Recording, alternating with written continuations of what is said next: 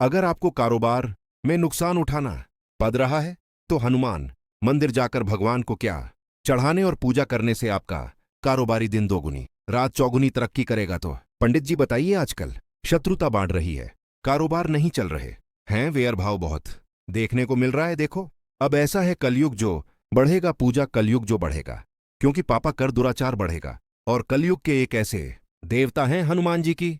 हनुमान जी ऐसे कलयुग के देवता हैं कि जहां हनुमान जी की कृपा होती है वहां कलयुग का प्रभाव नहीं होता है कि बदलती है। कि जब तुलसीदास जी रामचरितमानस की रचना किया तो रामचरितमानस की कथा किया करते थे और कथा किया करते थे। तो एक दिन कलयुग 5 भेद बकरियां को लेकर के इस रास्ते से गुजर रहा था और वह कथा में देखा तो तुलसीदास जी के पास दौड़ के आया, महाराज जी आजकल आप दिखाई नहीं दे रहे हैं, आजकल आपके यहां गोश्त भी नहीं जा रहा है। तो आधी पब्लिक उठ के चली गई कि कथा जितना अच्छा कर रहा है इनाम से भी खाता है। 2 दिन बीता, फिर कलयुग एक दिन वह मतलब कि जो है शराब उतारने वाले समाज लेकर के उसे रास्ते से जा रहा था। फिर आया, महाराज जी आजकल आपके यहां दारू नहीं जा रही है, पुराने पैसे भी अपने नहीं दिया है।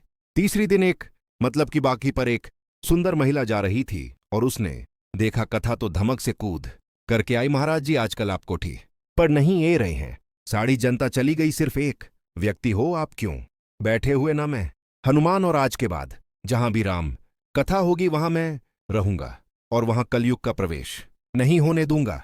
तभी से जहां भी राम कथा होती है, जहां भी हनुमान के नाम का कीर्तन संकीर्तन होता है, वहां कलयुग कभी अपना परछाई नहीं डालता है। इसलिए कलयुग में हनुमान जी तो अजर अमर है, यह पूरी दुनिया को पता है। लेकिन जहां भी हनुमान जी रहेंगे, जहां भी हनुमान की उपासना होगी, वहां कलयुग का ली मंत्र भी प्रभाव नहीं पड़ेगा। इसीलिए कलयुग में हनुमान जी की उपासना को सर्वोत्तम से सर्वोत्तम माना गया है।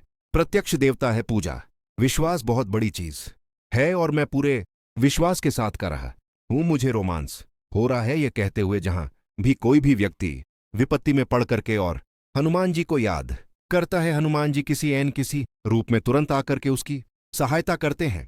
इसमें कोई संदेह, हजारों लोगों का ऐसा अनुभव है कि उनकी विपत्ति में एक अदृश्य शक्ति आई है और मदद करके गायब हो जाती। इसलिए कलयुग में हर व्यक्ति को चाहिए, हर सनातन धर्म वाल्मीकि को चाहिए कि वो हनुमान की उपासना करें और कम से कम सुबह शाम हनुमान जी का ध्यान करें। हनुमान जी का ध्यान करने से प्रभु श्री राम शीघ्र प्रसन्न होते हैं, इसमें कोई दो राय नहीं।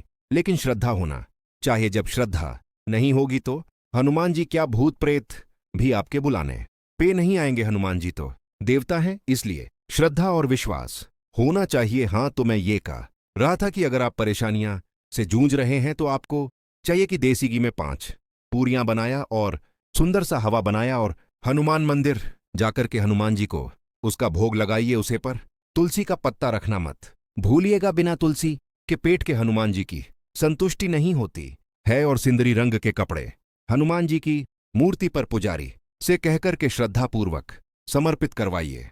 और अगर कोई अचानक परेशानी आई है तो मंगलवार को हनुमान मंदिर की छत पर एक केसरिया रंग का त्रिकोण आकृति का झंडा जरूर लगता दीजिए। अगर कोई दुर्घटना में घायल हो